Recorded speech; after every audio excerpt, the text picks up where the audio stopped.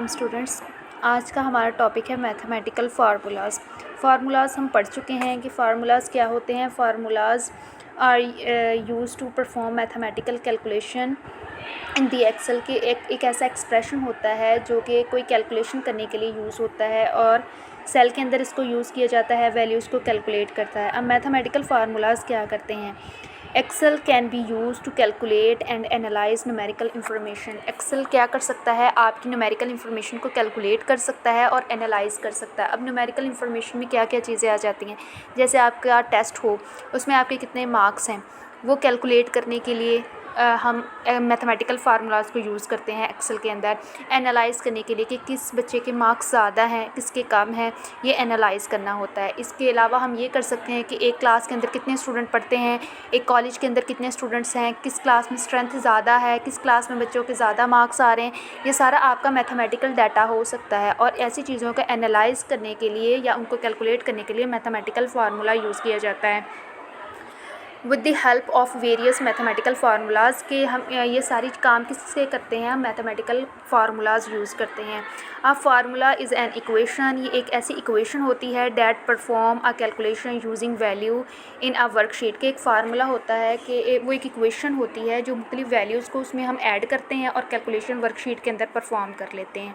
ठीक है, ये इसकी डेफिनेशन हो गया। Formula is an equation that perform a calculation using values in the worksheet.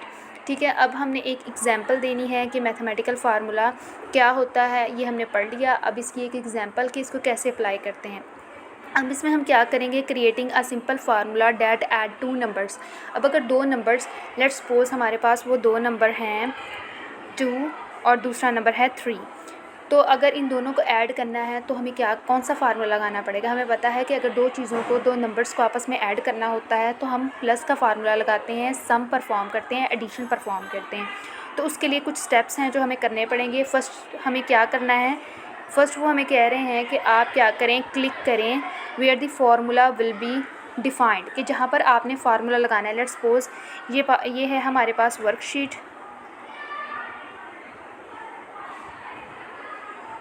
ये है हमारा कॉलम A B C और ये D, और ये है 1 2 3।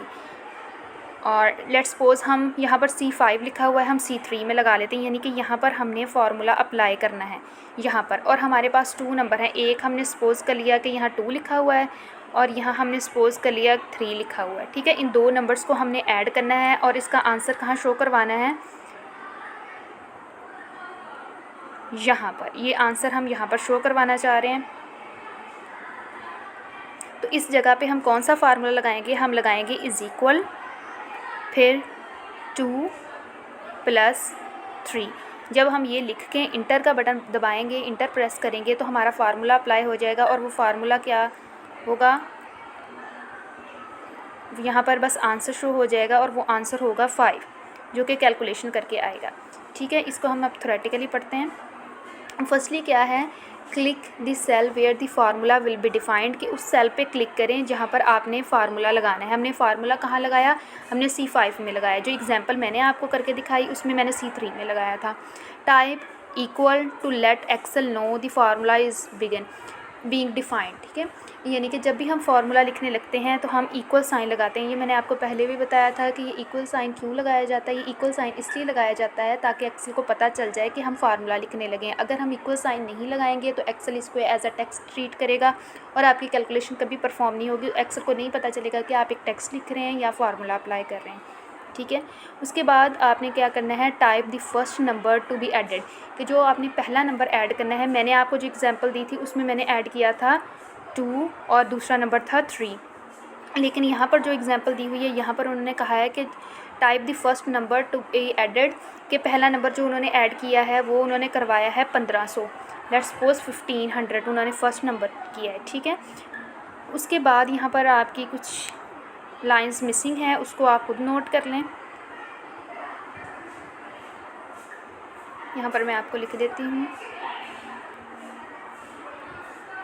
ये आपने यहाँ पर आपका फोर्थ स्टेप होगा टाइप प्लस। प्लस क्या करता है, प्लस करता है आपकी कैलकुलेशन को ऐड।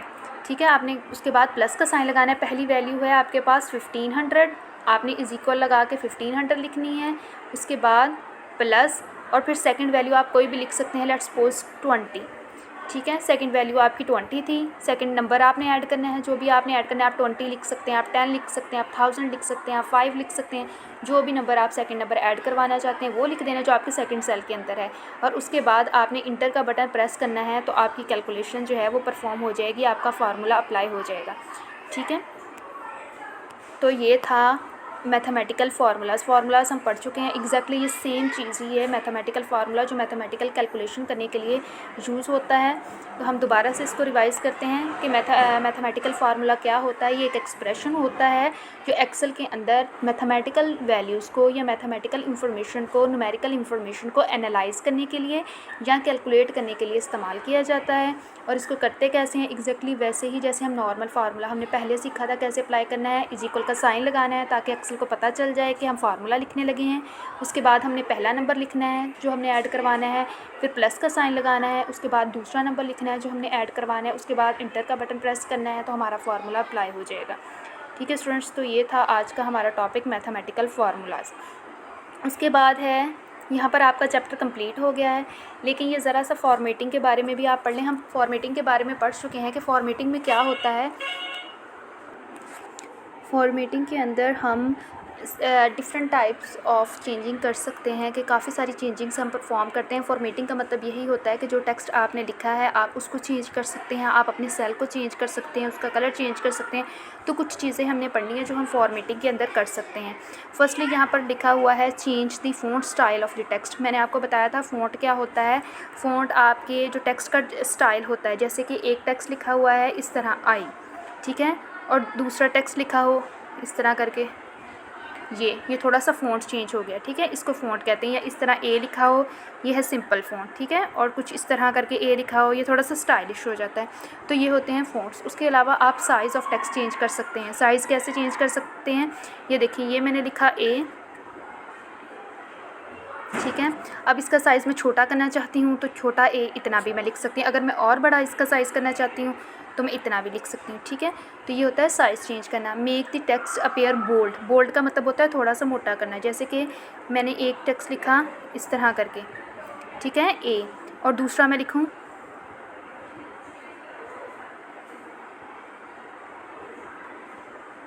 ये, इसको बोलते हैं बोल्ड करना, थोड़ा सा मोटा कर देना। Give the italic effect to the text. Italic का मतलब होता है थोड़ा सा तिरछा कर देना, लाइक इस तरह से।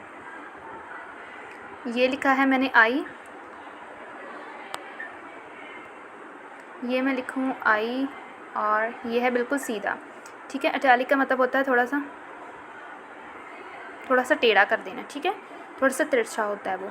Underline the text. अंडरलाइन का मतलब होता है नीचे लाइन लगा देना। वो आप सिंगल लाइन लगा सकते हैं, डबल लाइन लगा सकते हैं, थोड़ी कर्व लाइन लगा सकते हैं। जैसे कि मैं ये ए लिखूँ और इसके नीचे लाइन, मैं इस तरह की लाइन भी लगा सकती हूँ, मैं डबल लाइन लगा सकती हूँ, मैं थोड़ी सी वेवी लाइन लगा सकती हूँ, ठीक है। उसके बाद है fill the cell with different colours. अब आप अपने सेल में डिफरेंट कलर्स कर सकते हैं। जैसे कि यहाँ देखें, ये देखें, ये भी एक किस्म का सेल है ना, तो इसमें पिंक कलर है, इसमें वाइट है, फिर इसमें पिंक है, ठीक है। इस तरह करके आप अपने सेल्स का कलर चेंज कर सकते हैं। Change the text colour. Text का कलर चेंज कर सकते हैं। आप देखें यहाँ पर ये सारा टेक्स्ट जो है वो ब्लैक में लिखा हुआ है, लेकिन ये वाला टेक्स्ट इसको हमने पिंक में कर दिया, ठीक है। और ये होती है बोल्ड की एग्जांपल। ये देखें, सारा टेक्स्ट पतला है और ये थोड़ा सा मोटा लिखा हुआ है, इसको बोलते हैं बोल्ड करना। तो ये सारी फॉर्मेटिंग की एग्जांपल्स हैं, इसमें से कोई सी भी आप 3-4 कर लें। तो आज का आपका टॉपिक है मैथमेटिकल फार्मूलाज और फॉर्मेटिंग की एग्जांपल्स।